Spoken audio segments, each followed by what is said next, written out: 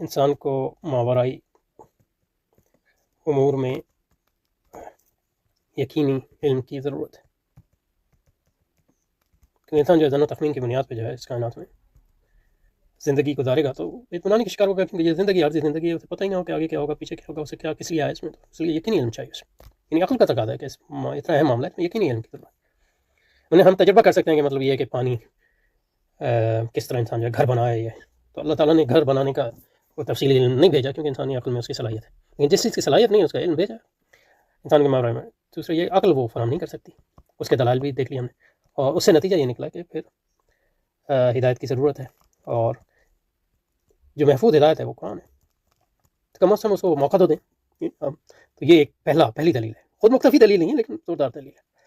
اچھا اب دوسری جو دلیل دے رہا ہوں یہ عقل کی تحدید، عقل کی ساری جو